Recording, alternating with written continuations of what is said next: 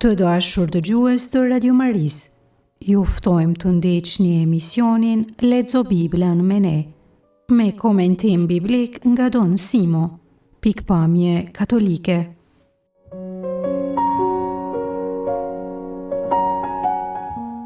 Të Lexo Biblën me ne do të fillojmë sot leximin e ciklit të Abrahamit. Sot do të lexojmë prej librit të Zanafilës kapitujt 12 deri në 17. Leximin e tekstit do ta bëj Emanuel Gjoka nga Lezhë. Një katekez mbi këto kapituj do ta ofroj Kimet e Klenja, gjithashtu nga Lezhë. Para se të fillojmë me analizën e këtyre kapitujve në mënyrë më specifike, mendoj se ishte nevojshme të ndalemi për një kohë të shkurt tek tre rreshtat e parë të ciklit të Abrahamit, të kapitulli 12, rreshtat 1 deri në 3. Këto rreshta tregojnë thirrjen e Abrahamit. Këtyre tre rreshtave u referohet shumë shpesh edhe beslidhja e vjetër edhe beslidhja e re. Do të shohim shumë raste kur sidomos profetët përmendin premtimet e Zotit se Abrahami do ta bëjë një popull të madh dhe se do ta bekojë, se do ta bëjë të madh emrin e tij, se ai vetë do të jetë bekim, se do t'i bekojë ata që do ta bekojnë Abrahamin, se do t'i mallkojë ata që do ta mallkojnë Abrahamin, dhe së fundi se në Abrahamin do të bekohen të gjitha fiset e tokës. Po lexojmë sot rastet kur Zanafilla kapitujt 12 deri në 3 citohet në beslidhjen e re. Nuk po i marrim parasysh rastet e beslidhjes së vjetër. Të gjithë ndodhen në momente teologjike të konteksteve përkatëse që shpjegojnë rolin shpëtimtar të Krishtit. Për herë të parë e gjejmë tek Veprat e Apostujve kapitulli 3, rreshtat 25-26, tek një fjalim që bën Shën Pjetri pasi që kishte shëruar një njeri të çal që prej lindjes së vet. Njerëzit ishin të habitur prej mrekullisë dhe ndiqnin Pjetrin. Ky i mblodhi pranë tremës së Salomonit, që ishte një vend i caktuar në tempull, ku njerëzit mblidheshin ndër tjera për të debatuar mbi fenë dhe për të mësuar. Dhe u tha: ju jeni bij profetësh dhe bij të beslidhjes që hyi bëri me etrit tuaj, kur i tha Abrahamit: në sajet e pasarsve të tu do të bekohen të gjitha fiset e tokës. Për ju pra, me së pari hyje ngriti shërbëtorin e vet dhe dërgoi për t'ju bekuar, që secili prej jush t'u shmanget veprave të veta të këqija. Te këto rreshta Shën Pjetri thot qartësisht se Zoti e ka mbajtur përfundimisht premtimin që i ka dhënë Abrahamit. Thot Shën Pjetri se Zoti e ka plotësuar këtë bekim duke dërguar Jezu Krishtin, shërbëtorin e vet, dhe të cilin janë të bekuara të gjitha fiset e botës. Jezusi është bekimi përfundimtar i atit për të gjitha kombet. Tek Veprat e Apostujve kapitulli 7, rreshtat 1 deri në 4, gjejmë predikimin e Shën Shtefnit në Jerusalem. Ai, në fillimin e bisedës së tij, shprehet kështu: vëllezër dhe etër, dëgjoni. Hyi i lavdishëm ju dëftua atit ton Abrahamit, kur ende banonte në Mesopotami, para se nguli në Haran dhe i tha: dil prej dheut tënd e prej farefisit tënd e shko në tokën që unë do të ta tregoj. Atëherë Abrahami e la dheun e Kaldejve dhe nguli në Haran. Po edhe nga andej, pasi i vdiq i ati, hyi e bëri të kaloj në këtë vend ku ju tani banoni. Pra Shën Shtefni referohet krejtësisht historisë së Abrahamit në predikimin e vet. Dhe çfarë thot ai në këtë rreshta? Ai e konsideron këtë citim si një prej premtimeve kryesore që Zoti i ka dhënë në historinë e Izraelit, premtim që gjen aplikimin përfundimtar në vdekjen dhe ringjalljen e Krishtit.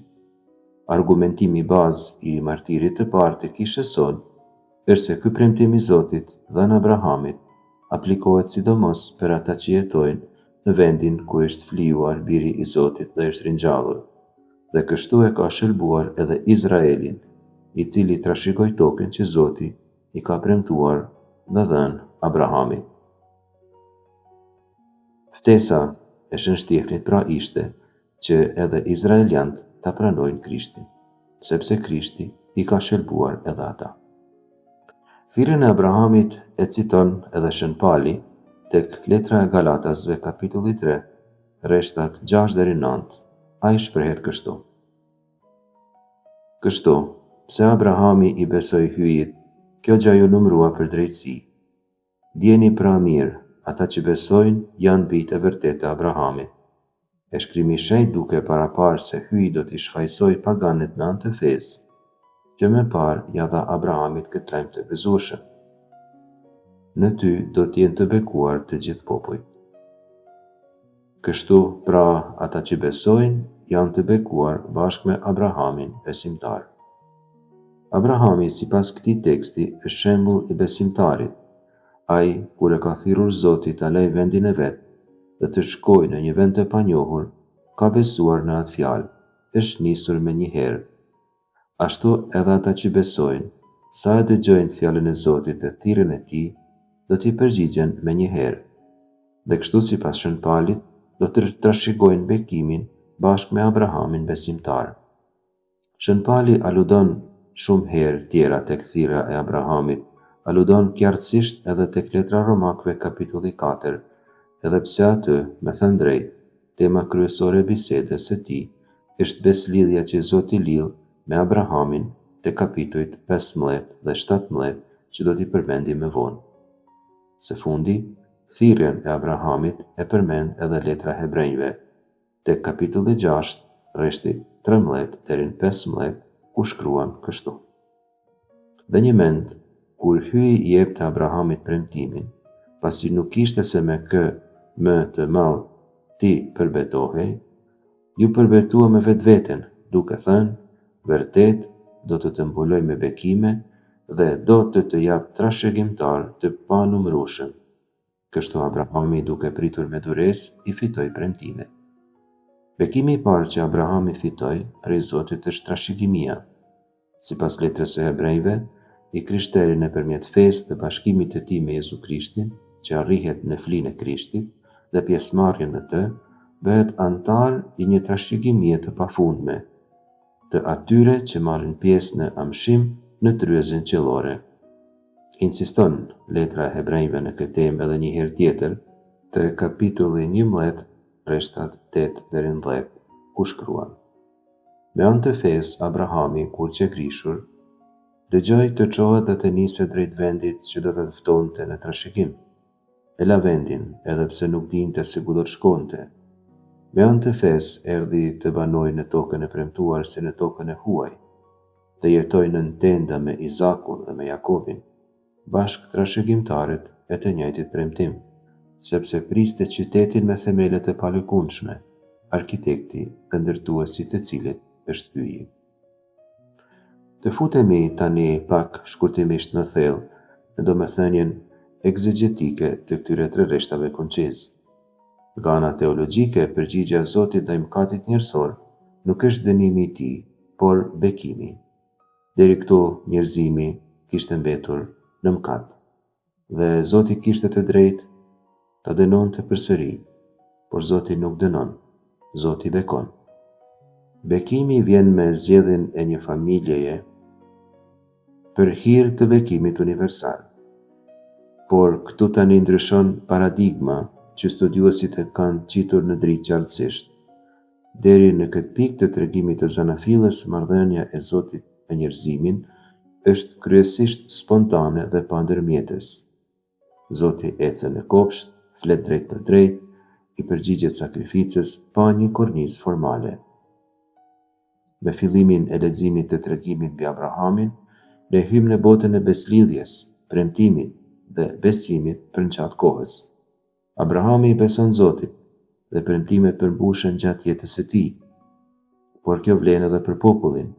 Ai duhet të besojë dhe përmbushjen e premtimeve do ta shohë në kohë.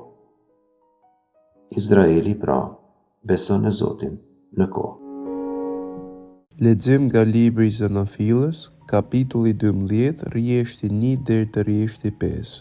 Zoti tha Abrahamit: "Dil prej vendit tënd dhe prej vëllazërisë sate e prej shtëpisë së babës tënd, në drejtim të një vendit që do ta tregoj.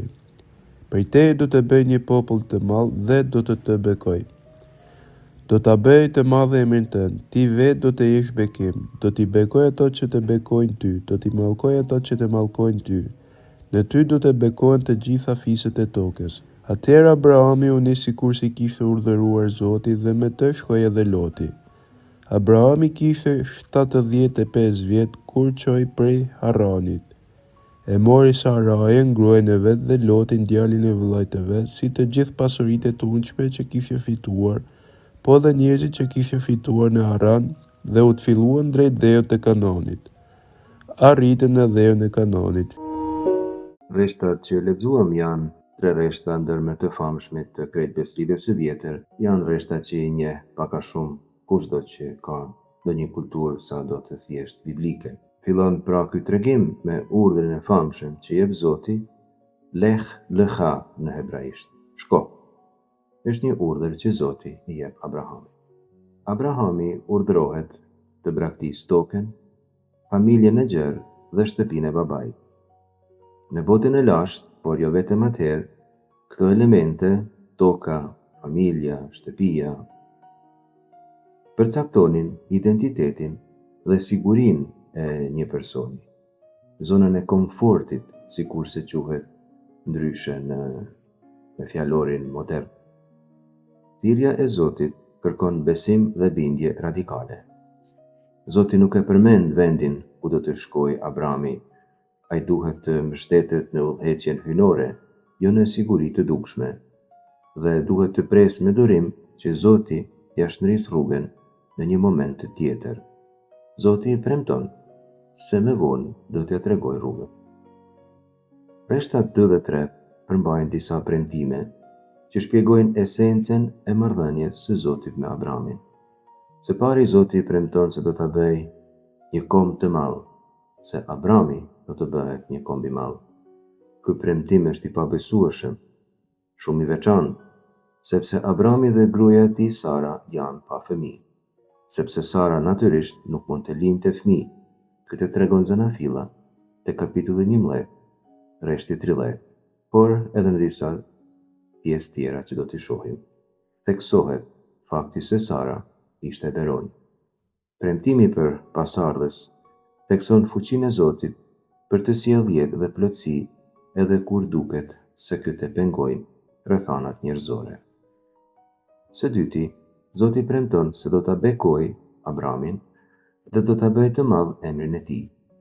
Bekimi në shkrimin shenjtë përfshin begati, mbrojtje hyjnore, përparim njerëzor, familjar, kombëtar e tjetër. Në kontrast me ngjarjen e Zanafilës te kapitulli 11, ku njerëzit u përpoqen të bëjnë një emër për vetvete, e mbani mend me siguri në qytetin e Babelit, tani Zoti premton ta bëjë të madh emrin e Abramit. Pra, kjo tregon se emrin e madh njeriu nuk ja bën vetes, por e bën prej Zotit në raportin e tij me të. Zoti e bën njeriu të madh. Së treti, Abrami nuk është vetëm ai që merr bekimin, por është edhe ndërmjetës i tij. Abrami do të jetë bekim, bekimi që ai merr shtrihet të tjerë. Rreshti 3 thekson më tej këtë dimension universal. Thot shkrimi i shenjtë aty, unë do të bekoj ata që të bekojnë ty dhe do të mallkoj ata që të mallkojnë. Zoti premton se do ta mbrojë dhe mbështes Abramin, duke treguar se ata që do ta mbështesin shërbëtorin e tij do të jenë të mbështetur prej vetë Zotit, ndërsa ata që do t'i kundërvihen do të pësojnë fatin e mëkatarëve, të Adamit, të Evës, Kainit dhe të gjithë atyre që nuk i ndenjën besnik Zotit. Në ty do të bekohen të gjitha kombet e tokës. Kjo deklarat e lidh historinë e Abrahamit me historinë më të gjerë të njerëzimit, të paraqitur në Zanafillën kapitulli 1 deri te kapitulli 11. Edhe pse njerëzimi përjetoi mëkat, gjykim dhe ndarje, qëllimi i Perëndisë është ta shpëtojë njerëzimin, siç kemi thënë. Zoti nuk e do dënimin e njeriut, por mundohet gjithmonë ta rekuperojë. Në përmbledhje, Zanafilla kapitulli 12, rreshtat 1 deri në 3, prezanton 3 tema esenciale të tregimit të krejt Biblës: thirrjen e Zotit, premtimin e beslidhjes dhe bekimin një përsak. Abrami thirret të lërë gjithçka me besim, i premtohen pasardhës dhe caktohet si personazhi prej të cilit bekimi i Zotit do të përcillet tek të gjitha kombet. Abrahami bëri ashtu si urdhroi Zoti. Nëse lexojmë me kujdes rreshtat 4-5 të Zanafillës, tek të cilat tani nuk po futemi në hollësi, gjejmë të theksuar faktin se Abrami ju përgjigj me njëherë urdhrit të Zotit dhe ju bind atij me përpikmëri. Ai bëri të veten me njëherë. Lexuesi i Zanafillës mbetet tani me dilemen se pra në çfarë mënyrash e në çfarë formash Zoti do ta mbajë premtimin që ja dha Abrahamit. Lexim nga libri i Zanafillës, kapitulli 15, rreshti 1 deri te rreshti 6. Pas këtyre ngjarjeve, fjala e Zotit i qe drejtuar Abrahamit në një vegim. I tha: Abraham, mos ki frikë, unë jam mbrojtësi yt, shpërblimi yt do të jetë shumë i madh. Abrahami përgjigje: O Zot, çme duan dhuratat e tua, pasi shkoj i shuar pa pasardhës dhe trashëgimtari i shtëpisë sime do të jetë Elizeri prej Damaskut. Tha Abrahami vazhdoi: po shes se nuk me dhe pasardhë dhe ja, je rob i shtëpisë do të me trashëgoj. Atëherë Zoti i tha këto fjalë: Ky nuk do të jetë trashëgimtari yt, do të jetë pinjolli yt që do të rrjedh prej teje. Zoti e bëri të dalë jashtë i tha: Shikoje qiellin dhe numëroj yjet po munde. Dhe shtoi: Të tillë do të jenë trashëgimtarët e tu. Abrahami besoi Zotit dhe ju çmua për drejtësi.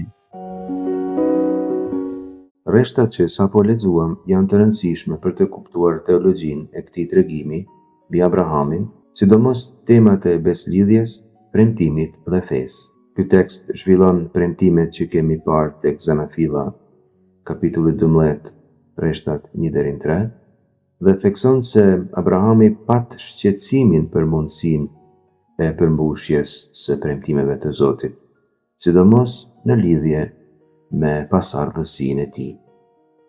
Pjesa 15, 1 deri në 6 mund të ndahet në 3 pjesë të ndryshme.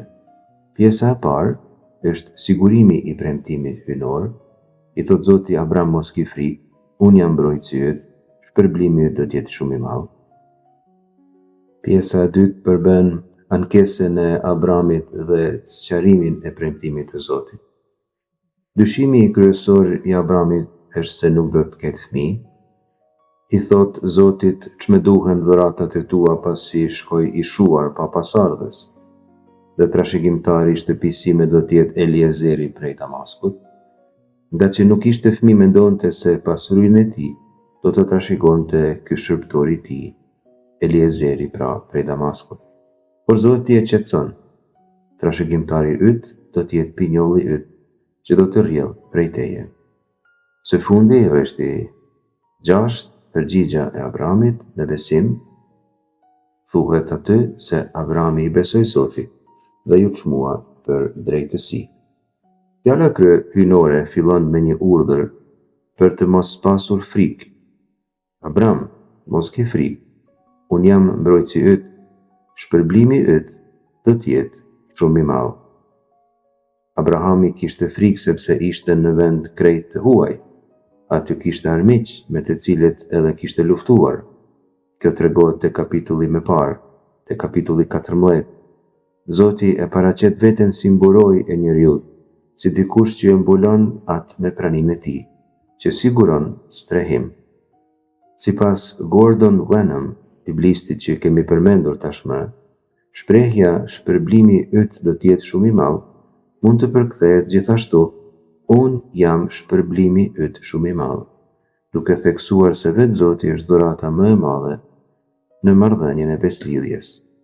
Nëse Abrahami do të besoj, ai do të shpërblehet pa mas shumë, dhe shpërblimi kryesor që do të marrë është vetë Zoti. Është kurioz rasti i përfundimit të luftës te kapitulli 12, kur mbreti i Sodomës i bën Abrahamit një ofertë, i thot: mua më jep vetëm njerëzit, e pasurin merret ti. Abrami ju përgjigj, dorën time po e çoj lart ka Zoti, hyj teje të lartë, krijuesi i qiellit e i tokës. S'do të marr asgjë nga ato që të përkasin ty, as një fije e peri, as një lidhëse sandaleje, që të mos mund të thuash, unë e bëra Abramin të pasur. Zoti është shpërblimi i Abrahamit. Zoti është pasuria e tij. Tek Reshtat 2:3 theksohet çështja e trashëgimisë së Abramit. Nuk kishte fëmijë sepse kishte gruan Beronj. Ai thot se trashëgimtari i tij do të jetë, sikur se thanë, Eliezeri nga Damasku. Teksti nuk përshkruan më gjatë këtë person, por është me siguri fjala për një shërbëtor të Abrahamit, sepse sipas normave të lashta, sidomos mesopotamike, shërbëtori trashëgonte pasurinë e zotërisë së vet nëse ky vdiste pa fëmijë.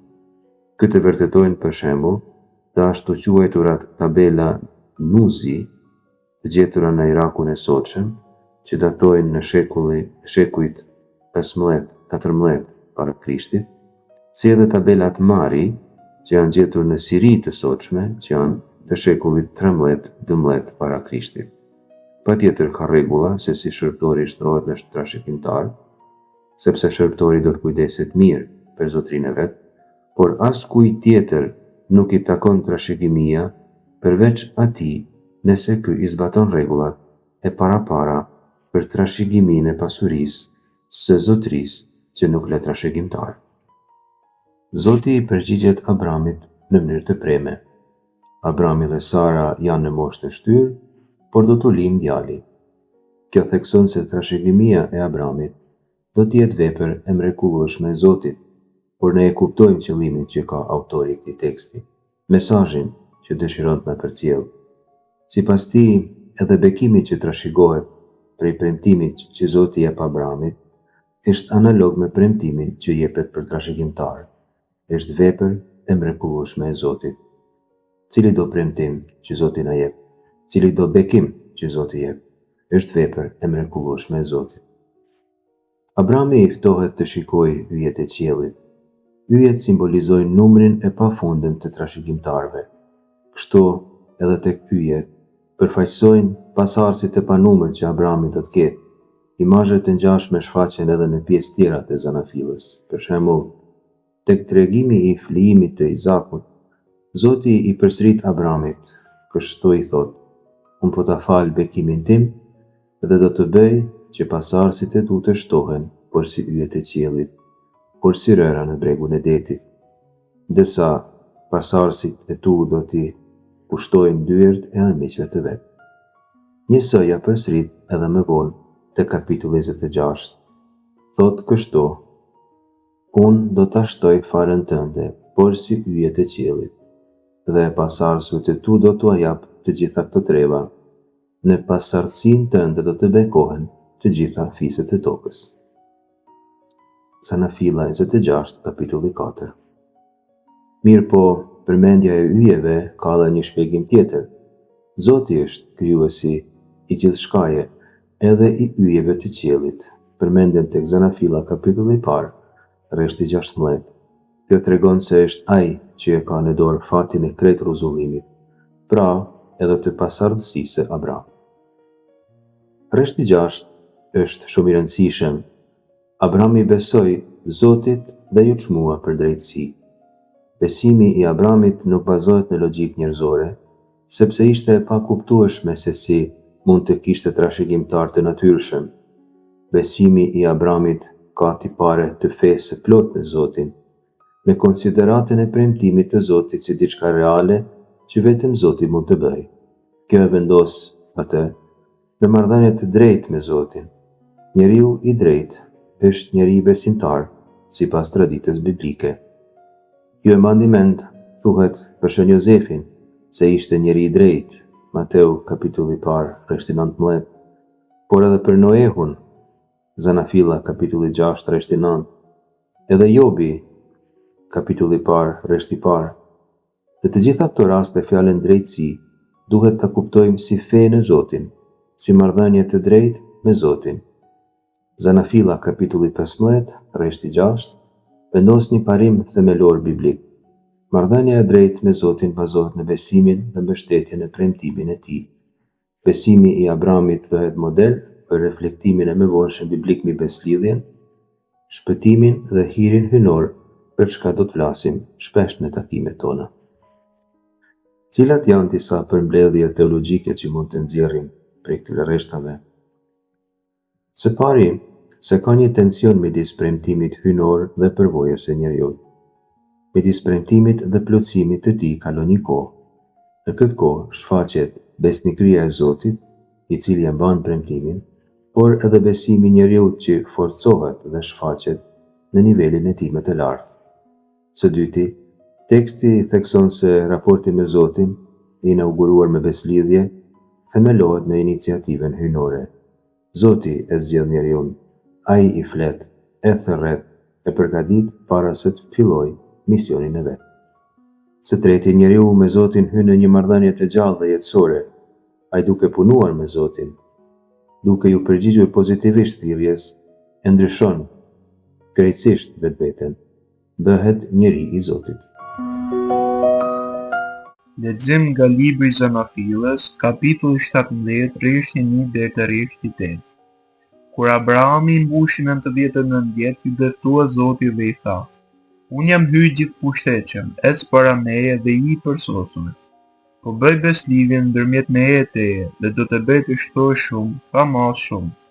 Abrahami ra me fytyrë përdhe dhe hyi tha: Ja marrëveshja ime me ty, do të bëhesh trungu i popujve të shumë. Nuk do ta kesh me emrin Abram, por emri yt do të jetë Abraham, sepse të bëra babë të shumë kombëve.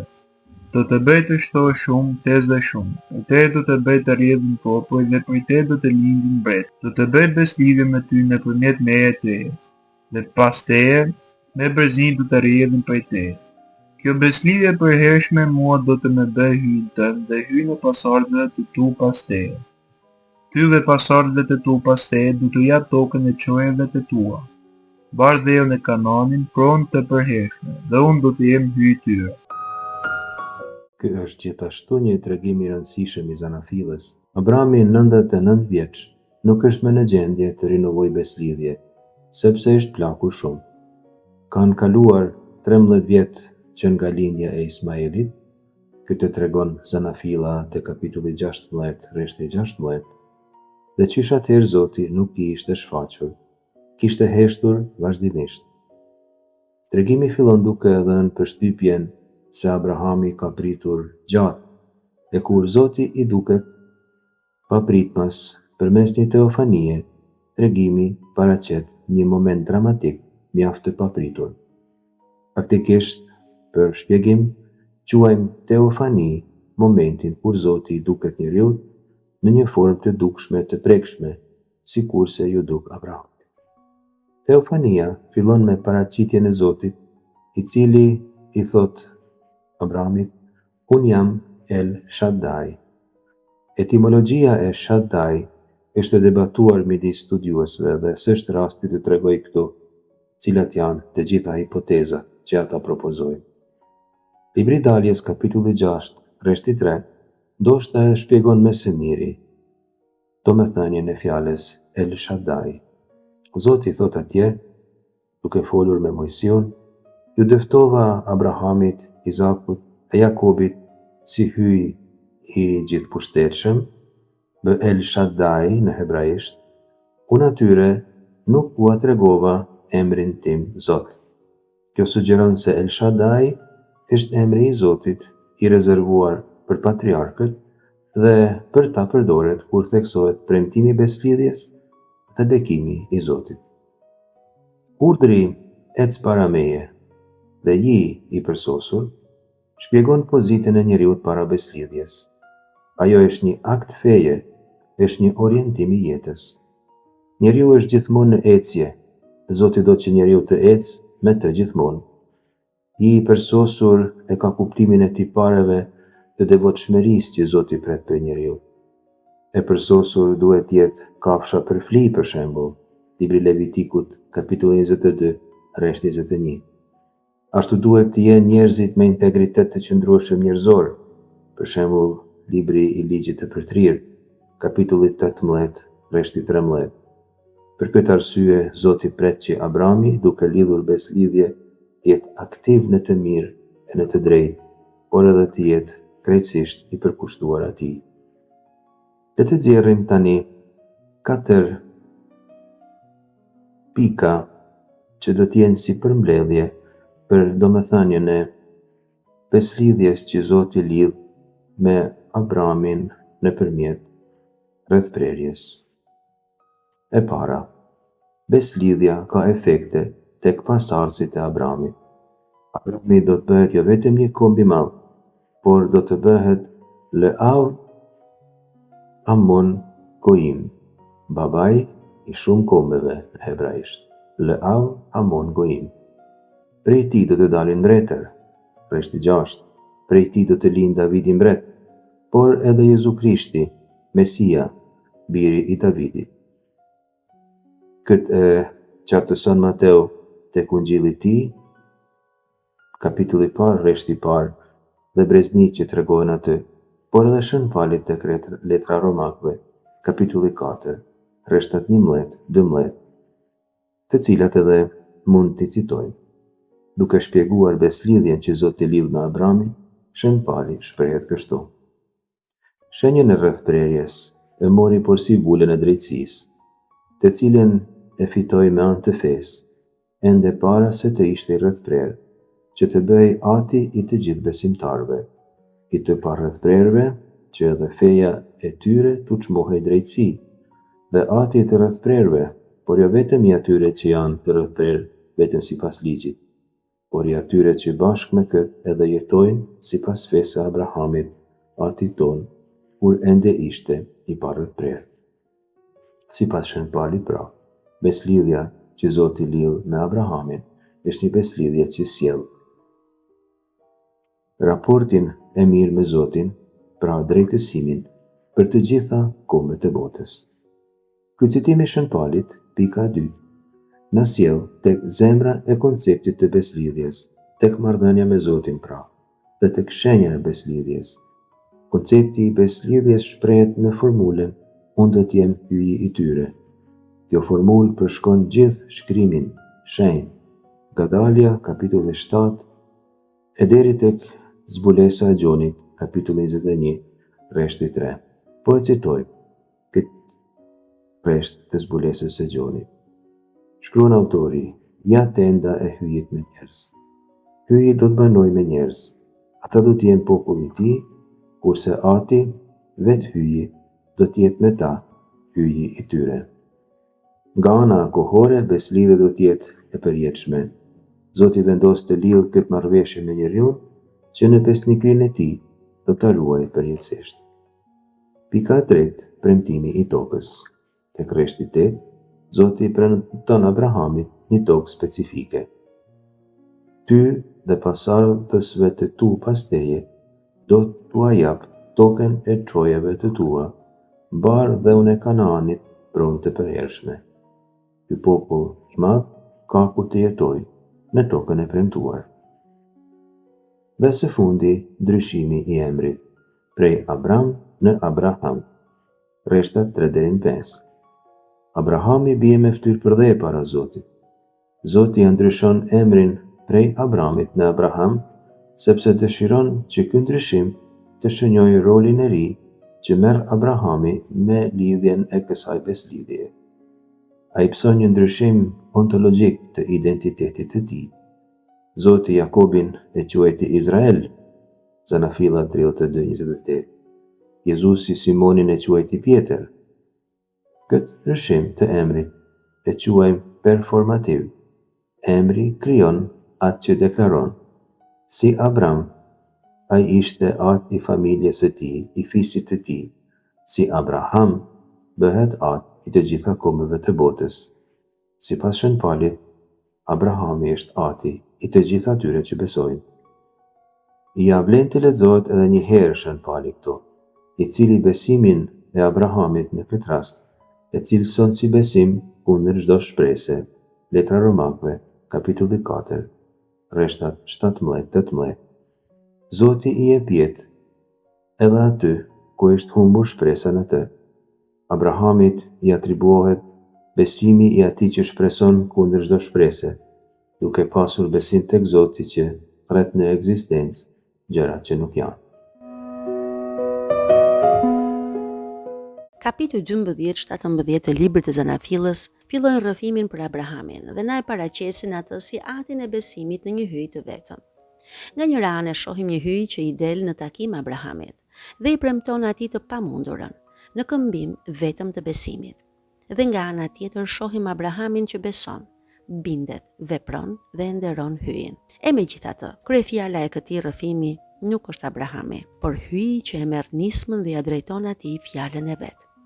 Hyji e zgjodhi Abrahamin në mënyrë krejtësisht sovrane, të lirë dhe falas. Liria e hyjit është si një humner e thellë, aq absolute sa që na duket e pakuptueshme për shkak të ndarjes së madhe që ekziston mes nesh, krijesa të shenjuara nga shumë kushtëzime prej mëkatit dhe atij, krijuesi të pakushtëzuar e të pamëkat. Hyji e kërkon, e zgjedh dhe e thërret njeriu në çdo kohë, edhe sot. Dhe kjo thirrje nuk është vetëm personale, nuk I përket vetëm një njeriu.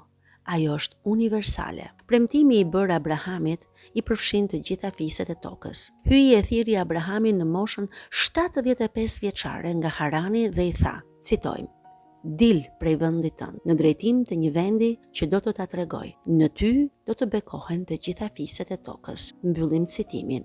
Zanafilla 12:1-3. Thirrja dil është urdhri I parë I historisë së shëlbimit. Është rrezja e parë ndriçuese e planit shëlbues të hyjit për mbar gjinin njerëzore, të thyer nga rënja. Abrahami e dëgjoi zërin e hyjit, I besoi dhe u vu në lëvizje, duke u larguar prej vendit të vet, pa e ditur se për ku dhe pa asnjë lloj sigurie njerëzore për jetën e vet dhe të njerëzve që kishte me vete. Në shenjë mirënjohjeje, ai I ndërtoi Zotit altare kudo ku kalonte, duke e kthyer lutjen në veprime të heshtura adhurimi. Papa Francesku na mëson se Abrahami e nis udhëtimin, e dëgjon zërin e hyjit dhe beson në fjalën e tij.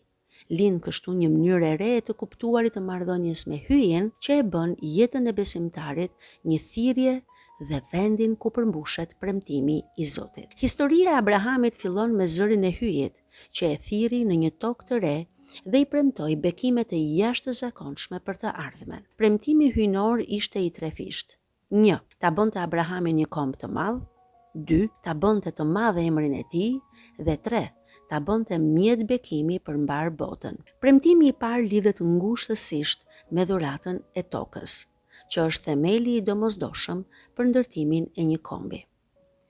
Premtimi I dytë lidhet ngushtësisht me dinastin mbretërore, që përfshin madhërimin dhe përhapjen e një emri mbretëror. Dhe premtimi I tretë është bekimi mbar botëror, që do të ndërmjetësohet përmes pasardhësve të tij. Brenda librit të Zanafillës, këto 3 premtime ngrihen më pas në statusin e beslidhjeve hyjnore. Premtimi I parë bëhet beslidhje tek Zanafilla 15:7-21. Ku hyji betohet që ta çliroj familjen e Abrahamit nga shtypja e një kombi të ligë dhe t'u jap atyre një atë të ri. Premtimi I dytë bëhet beslidhje tek Zanafilla 17:1-21, ku hyji vendos rritin e rrethprerjes dhe betohet të ngrejë një dinasti mbretërish nga fara e Abrahamit. Premtimi I tretë bëhet betim beslidhje jetë kapitujt në vazhdim tek Zanafilla 22:16-18, ku Zoti betohet I shumë fishoj pas ardhësit e Abrahamit dhe t'i përdor ata për bekimin e të gjitha kombeve. Përtej Zanafillës, këto premtime dhe beslidhjet përkatëse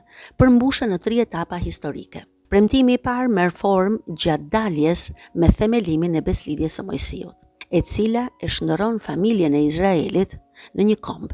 Premtimi I parë merr formë gjatë daljes me themelimin e beslidhjes së Mojsiut, e cila e shndërron fisin e Izraelit në një komb. Dalja 19:24. Ndërsa ata përgatiten të marrin tokën e premtuar tek libri I ligjit të përtërir. Premtimi I dytë realizohet me themelimin e beslidhjes davidiane, ku Zoti e vë Davidin mbret të popullit të Izraelit, duke u betuar se do t'i jap atij një emër të madh, tek libri I dytë I Samuelit, dhe një front të përjetshëm tek psalmet, 89:4 dhe 132:11-12. Premtimi i tretë realizohet tek beslidhja e re, ku bekimet universale derdhen mbi botën përmes Jezu Krishtit, pasardhësit mesianik të Abrahamit. Mateu 1:1, Veprat e Apostujve 3:25-26 dhe letra drejtuar Galatasve 3:14. Pas premtimit të parë dhe pas përgjigjes besimplote bërë nga Abrahami, hyi bëri edhe 5 premtime të mëtejshme. Ai premtoi atij një pasardhësi të panumërt, pavarësisht se ishte në moshë të shtyrë dhe gruaja e tij ishte shterp. Dhe i tha: "Shiko qiellin dhe numëroj yjet po munde. Të tillë do të jenë trashëgimtarët e tu." Zanafilla 15:5. Ai i premtoi mëtej se do t'ja jepte tokën e Kanaanit trashëgimtarëve të tij. Dhe tek Zanafilla 15:18 i tha: "Këtë tokë do t'ja jap farësate prej lumit e Egjiptit deri në lumin e madh Eufrat." Toka zë një vend qendror në premtimin e hyjit, por duke parë atë që ndodh më pas në historinë e Abrahamit, në historinë e popullit të Izraelit, zotërimi i qëndrueshëm i tokës nuk realizohet kurrë. Në të vërtetë, premtimi nuk ka të bëjë me një vend fizik ose me një seri gjërash që njeriu arrin të grumbullojë, por me faktin e të qenurit në anën e hyjit. Shpëtimi qëndron në ecjen me Zotin. Toka e premtuar për secilin besimtar është vetë dhe vetëm hyji. E vetmja gjë që hyi kërkoi në kthim për Abrahamit dhe të gjithë pasardhësët e tij ishte që të besonin në të, në hyjin e vetëm. Ky ndërtim marrëdhëniesh mes hyjit dhe Abrahamit përfundon me një beslidhje që u bë në mënyrën tipike të kulturës së asaj kohe, duke kushtuar flik kafshësh. Në rastin e Abrahamit, për të treguar transcendencën e hyjit, ka një ndryshim nga procedura normale. Hyi e tregoi praninë e tij në formën e zjarrit. Vetëm hyi i përshkoi pjesët, sepse vetëm ai i përkushtohet plotësisht beslidhjes, pasi njeriu nuk mund të jap asgjë që të mund të barazohet me atë që premton hyi. Shenja e beslidhjes abrahamike ishte rrethprerja vetëm e meshkujve, e cila më vonë do të shërbente si riti i hyrjes në jetën liturgjike të Izraelit. Qëllimet e rrethprerjes janë që të shënjojë fenë dhe bindjen, të shënjojë rrethprerjen shpirtërore të zemrës, ta dallojë popullin e hyjit dhe që të parafigurojë veprën e Krishtit, duke hequr mëkatin fillestar ashtu si pagëzimi. Mirë po, me pagëzimin që në kish është një sakrament që ju jepet njësoj si meshkujve dhe femrave, hiri i këtij sakramenti hyrës në jetën e krishterë kryen rrethprerjen e brendshme të zemrës, atë që prerja e mishit vetëm e simbolizonte. Pas beslidhjes me Abrahamin,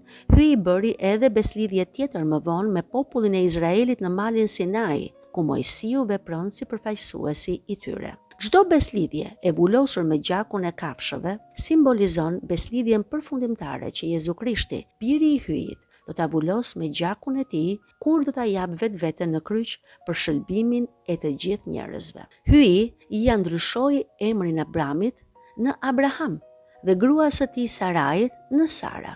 Emri i tij fillestar Abram, që do të thotë atë i lartësuar, bëhet Abraham dhe zgjeron kuptimin në atë i shumë kombeve. Në kohët biblike, ndryshimi i emrit tregonte ndryshim në misionin dhe në përcaktimin e personit.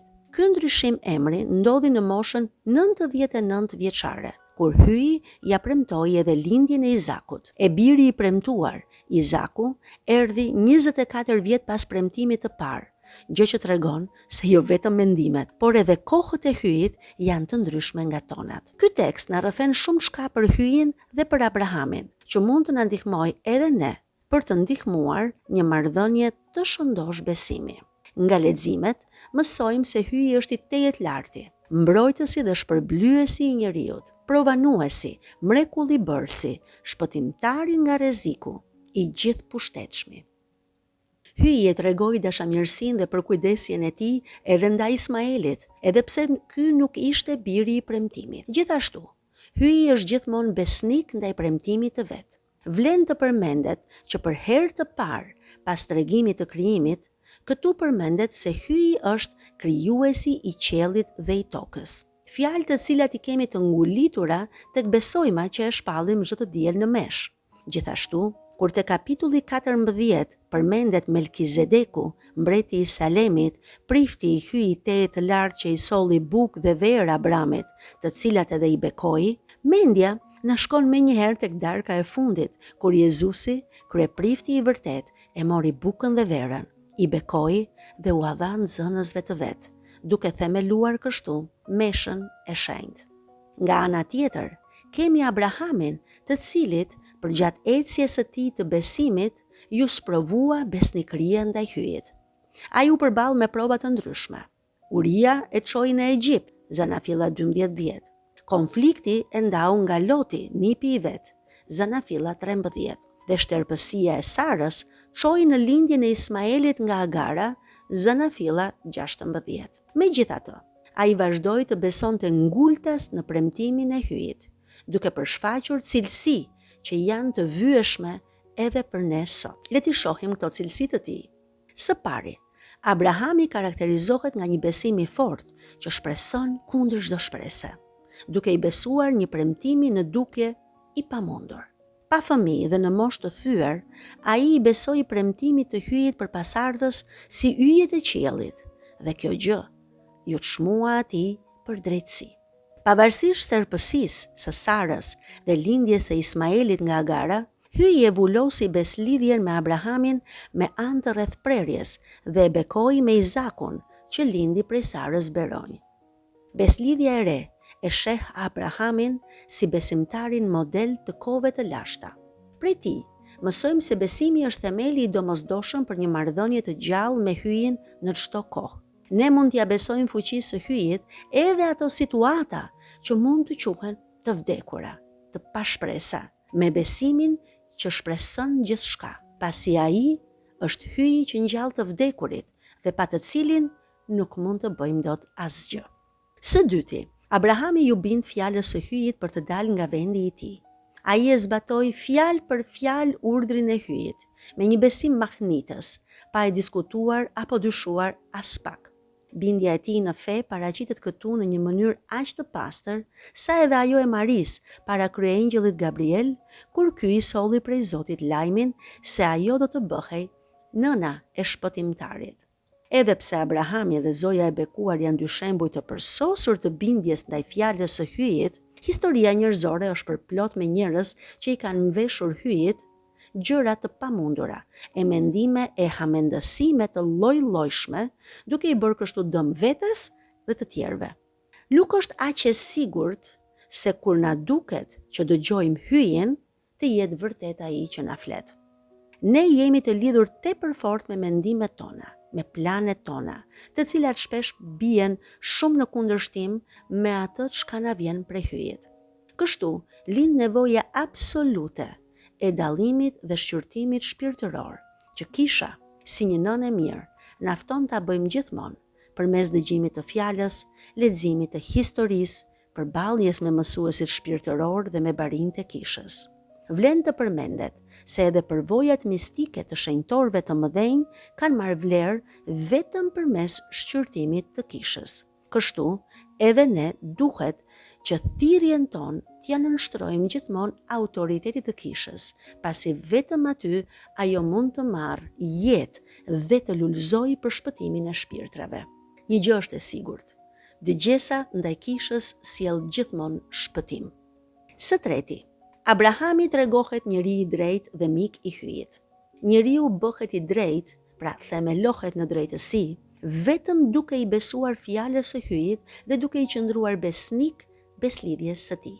Pikërisht mbi këtë bazë, Abrahami vlerësohet si mik besnik i hyjit.